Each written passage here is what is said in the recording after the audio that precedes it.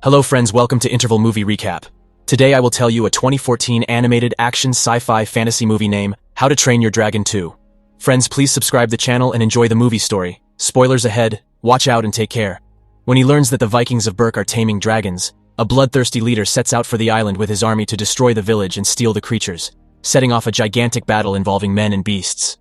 After Hiccup succeeded in proving that dragons and humans can live in harmony, the Vikings of Berk began to coexist with the creatures, taking them all to live in the island's stables, where they have free food and everything necessary to keep them well, as well as creating various sports involving dragons for fun. But unlike the others, Hiccup and Toothless spend most of the day exploring the sea around Berk, discovering and mapping out the new lands, while their friends play a kind of Quidditch with sheep instead of the golden snitch. As they fly toward the horizon, Hiccup locks the prosthetic on the tail of Toothless and throws himself from his saddle, using a glider suit to fly alongside the Night Fury. As the young man loses altitude, the dragon throws small balls of energy that keep him hovering in the air, but because of that, they end up approaching a gigantic mountain without realizing it, forcing Toothless to grab Hiccup and wrap him on his wings at the last second, preventing him from suffering any damage during the fall. After the near-fatal landing, the young man criticizes the rescue maneuver and says that they need to train more, leaving the Toothless dragon quite upset.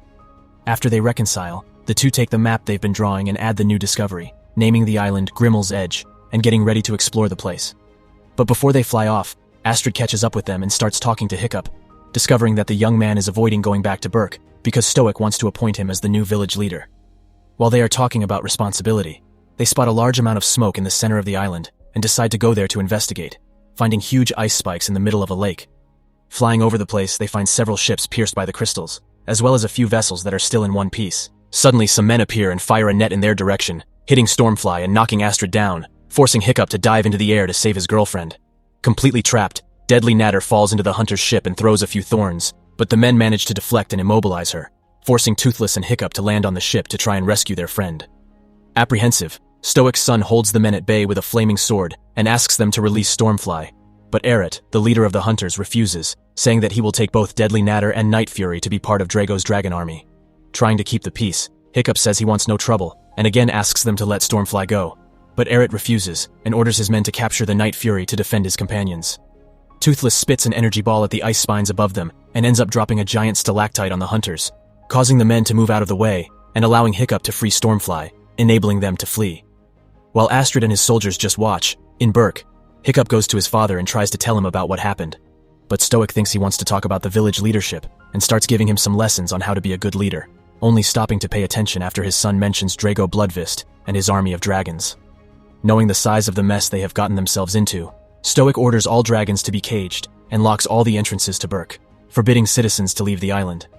Wanting to keep the peace, Hiccup suggests going to Drago's hiding place to talk, but as Stoic says that peaceful times are over and that they must fortify their defenses for the war to come, claiming that he cannot talk to Bloodfist, disobeying Stoic's orders, Hiccup and Astrid leave Berk and fly in the direction of the fortress where they saw Eret, finding him on a ship sailing to Drago's hiding place to accomplish his goal. Hiccup gives himself up and enters one of the dragon cages on his own, accepting to be taken prisoner by the hunters and leaving both Eret and Astrid very confused, thinking that he is up to something. The ship's captain asks what is going on, and Hiccup replies that he wants to go to the hideout to change Drago's thoughts about dragons, showing how it is possible for them to be friends with humans. At that moment, a dragon captures Hiccup, and Toothless climbs the pole to save him, but soon realizes that it was the Snotlout who captured him and just watches as he is carried away. Wanting to capture the dragons, the hunters start firing nets in the creature's direction, only stopping when Stoic lands on the ship and pushes Eret away like it's nothing. Impatient, the leader of Berk orders his son to get on his dragon and return home, but Hiccup continues to insist on trying to dialogue with Drago. Stoic decides to tell him about the day when the village leaders met to discuss the dragons, and Bloodfist appeared, saying that he could control the creatures and keep everyone safe if they agreed to serve him. As they laughed at his proposal, the man left the hall shouting that he wanted to see how they would do without him, and ordered his dragons to storm the meeting, setting the ceiling on fire and reducing everyone in the hall to ashes, with Stoic being the only one who made it out alive. Finally, he argues that men who take lives for no reason cannot be convinced, and asks once again that his son climb into the Night Fury, but Hiccup insists on dialogue and takes off, saying that if he could convince Stoic, he can also convince Drago. Furious, the leader of Berk orders Astrid to take the others back to the village and leaves after his son, together with Gobber. Above the clouds, Toothless senses the presence of another dragon and begins to growl, but Hiccup thinks it is his father and keeps his guard down, being surprised by a stranger in armor and his gigantic dragon. In fear, the young man just watches as Toothless stares at the targets, but this is exactly what the stranger wanted, to distract the Night Fury, while another dragon arrives from behind and captures Hiccup, causing the Toothless dragon to fall over the frozen sea. In desperation, Toothless tries to fly to his friend's rescue, but since the prosthesis in his tail is not locked, he can't get out of the water and just watches as the young man is carried away, not realizing that dozens of sea dragons are down below wanting to have a bite. Away from there, Hiccup is taken to a cave filled with these ice crystals and is completely surrounded by dragons, being forced to use fire to distract the creatures. Taking advantage of the breach, the young man approaches one of the dragons and tries to tame it, but the masked stranger does not allow him to touch them and gives a command with his staff that causes one of the dragons to carry Toothless to Hiccup.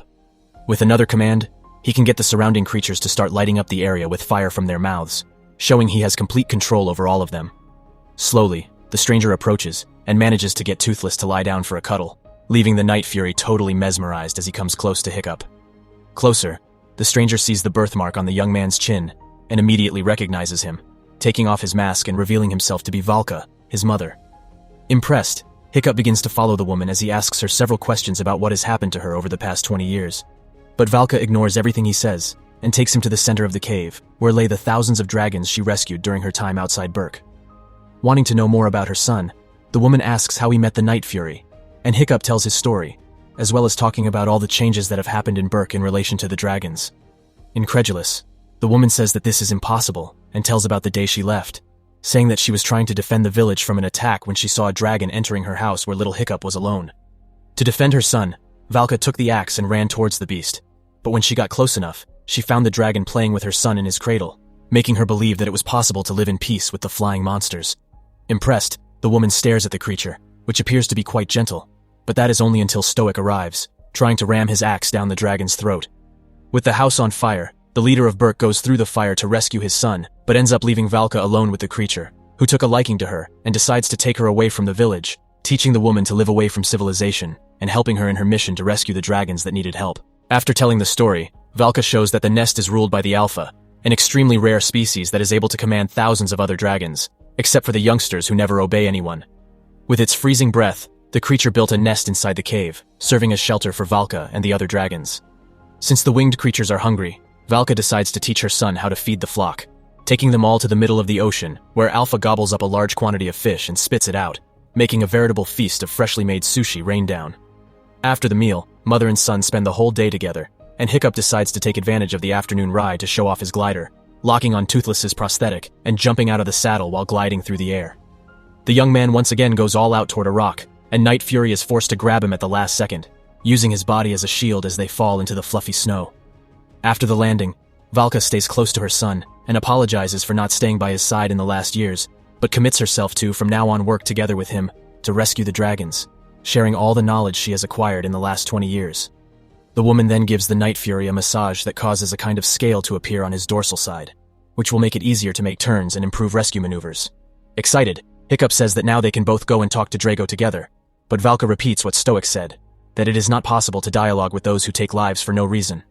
Not far away, Stoic finds Hiccup's mask in the frozen water and hands it to his dragon to sniff, following the young man's scent into the cave. Upon finding his son again, the leader of Berk begins to carry him out of the nest, while Hiccup tries to tell him about his mother. But since he doesn't listen to the young man, he only finds out that Valka is still alive when he finds her in one of the frozen rooms. In shock, Stoic strides toward his ex-wife without saying a single word, stopping face to face and saying that she looks just as beautiful as the day she left on the way to Berk.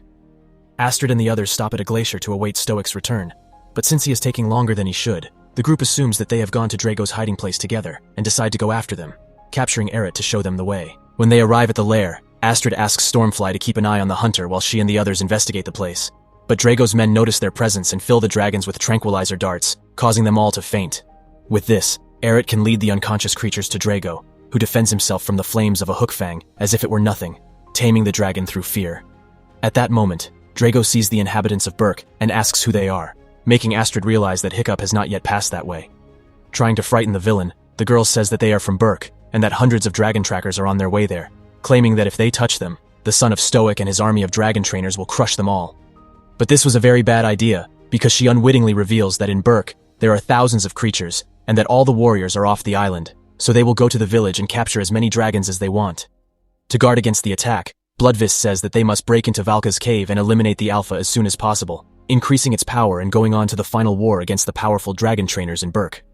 To do this, He arrests Hiccups and Eret's friends for bringing the enemies straight to their hiding place. But the leader of the hunters does not accept being betrayed and decides to help the inhabitants of Berk, mocking his former colleagues and freeing all the prisoners, including the dragons in the cave. Valka and Stoic are having their romantic reunion when Drago arrives with his army of men and monsters, starting the Great War for the control of the beasts. To lure the Alpha out, Drago sets some traps with chain dragons, but Snotlout and the others disarm them all while they are still on the ship, managing to free the creatures and even eliminate some of the villain's soldiers. Despite being outnumbered, the inhabitants of Berk manage to stay ahead and cause great damage to the humans in Drago's army. But since they don't want to hurt the dragons, Valka decides to go out with the Alpha to try to bring everyone under his control, undermining the villain's military power. As soon as he sees the woman, Bloodfist throws a net that knocks her off the dragon, coming face to face with Valka and saying that he has brought a challenger for his Alpha. At that moment, another equally colossal ice dragon emerges from the depths and lifts all the surrounding ships, heading for dry land to fight the current leader of the nest. Taking advantage of Drago's distraction, Valka tries to land a blow on the villain's back, but it doesn't have much effect, and she is easily knocked down by Drago, remaining totally defenseless while the man prepares to finish her off. At the last moment, Stoic manages to save her and prevents Bloodfist from touching his wife, asking her to go help the Alpha while he is left to face Drago alone. Even though he is extremely strong, the leader of Berk has an even fight until he manages to land a good sequence of punches, but soon receives a spear blow that throws him far away. In the background, the two gigantic dragons begin to trade headbutts, like two elephants hitting each other with tons of force with each blow. But despite Valka's help, the Alpha eventually loses the fight and control of all the dragons, causing the creatures to now obey Drago's commands. Using his full control, Bloodfist orders his dragons to attack Valka and freezes the tail of the woman's dragon that begins to fall. To save her, Stoic leaves the battlefield and flies to them, catching his wife as she falls and sticks his axe into the ice rock to reduce the speed of her fall. At that moment, Hiccup lands near Drago and starts trying to convince him to stop, using his old speech of kindness. But the Viking shows that his arm was torn off by dragons and says that the creatures were responsible for the worst days of his life, including the destruction of his village and the death of his family. Confused, Hiccup then asks why Drago wants to tame the dragons, and Drago replies that he needs the creatures to dominate them even more. But the son of Stoic is no fool, and soon realizes that he wants to use the dragons to control his followers, eliminating anyone who tries to stand in his way. Still, Hiccup tries to convert the villain and asks to take him to Berk to see how dragons can live in harmony with people. Only Drago doesn't want to listen and decides to show that Toothless is a simple beast like any other. To do so, he orders the Alpha to dominate the Night Fury and make him attack his own guardian, hypnotizing the Toothless dragon, who even tries to resist but ends up giving in to Drago's influence. Realizing what is about to happen, Stoic leaves Valka in safety and runs toward his son, leaping in front of him just as the Night Fury fires its final blast. As a result, the leader of Berk ends up being hit instead of Hiccup and is buried by some ice crystals, losing his life almost instantly. Already out of the influence of Bloodfist, Toothless sees the body of Stoic on the ground and tries to approach to mourn him, but Hiccup is full of hate and begins to blame him for his father's death, expelling the dragon far away. After eliminating Stoic, Drago feels his objective is accomplished and begins to retreat, directing his entire army toward Berk, including Toothless, who is captured and mounted by the villain. With the end of the battle, the inhabitants of Berk hold a last ceremony in honor of Stoic and launch incendiary arrows at the ship where his body lies, opening passage for him to reach Valhalla. Completely devastated, Hiccup says his goodbye while he regrets that he was a disappointment, forcing Valka to come closer to cheer him, saying how much Stoic has always believed in his potential, and that from now on, it will be up to him alone to defeat Drago. Motivated by his mother, Hiccup decides that he will save Berk even if it costs him his life, and to do so, he decides to take all the youngsters left in the nest and lead them into battle. Since the little dragons do not obey anyone, least of all the Alpha, in Berk, the people are spending the early hours of the morning with their dragons when Drago arrives on the scene, using the Alpha to hypnotize the creatures and bring them under his control, leaving the villagers helpless in the face of such power. Just then, the last warriors of Berk arrive on the horizon and start distracting the Alpha by throwing sheep up in the air and playing shrieks all over the city, taking away the giant dragon's attention while Hiccup approaches Toothless. Since he is still under control, the Night Fury can barely see him, but the young man is quite confident, and Drago decides to allow Hiccup to try to bring him out of hypnosis, positioning the Alpha to focus all his power on Toothless and make things even more difficult for the Night Fury. Still, Hiccup does not give up and gets closer and closer to his former companion, apologizing for everything and saying that he was not to blame for Stoic's death. In an intense internal battle, Toothless finally recognizes Hiccup and breaks out of his mind control, making Drago so angry that he starts beating the dragon to defend himself. The Night Fury snatches the spear and throws Bloodfist out of the saddle, but his prosthetic was not locked, and he too begins to fall, forcing Hiccup to jump out of the dragon to save Toothless before he hits the water. With the help of the Night Fury, The future leader of Berk decides that he needs to separate Drago and the Alpha and takes a blindfold to put over Toothless's eyes, preventing him from falling back into mind control. Duly protected, the Night Fury moves toward the ice giant and deflects its freezing breath at the last second. As Drago laughs in their faces, Hiccup arrives with his glider and uses the poisonous breath of the barf and belch to create a path of smoke near the villain, releasing a spark that ignites the flammable gas and blows up the Alpha's face. With the ice dragon's tail coming toward Hiccup, Toothless sticks out his dorsal scales and uses them to make an extremely sharp turn, saving the human from crashing at the last second. After dodging, the son of Stoic lands near Drago and says that everything is over, but while he is distracted, the Alpha appears from behind and blows a freezing blast in his direction, forcing Toothless to protect him with his own body once again. From within the ice crystals, the Night Fury uses all his power to break the stalactites and get rid of the frozen spines, defying the Alpha Dragon just to protect Hiccup. Even though he is much smaller, Toothless begins to shoot the ice giant in the face with full power, freeing everyone from the enemy's control and becoming the new king of dragons. With the help of the creatures, the Night Fury continues to bombard the ice giant's face until it breaks his tusk, causing him to retreat with his tail between his legs and take Drago to the bottom of the sea along with him. Thanks to Toothless, everyone is now free, and the dragons revere the new Alpha, swearing eternal loyalty to the legendary Night Fury. After the battle is over, Hiccup kneels in front of the elders and is appointed as the new leader of Berk, bringing the village back to peace and turning the place into the true paradise of the winged creatures. So what did you think of this movie?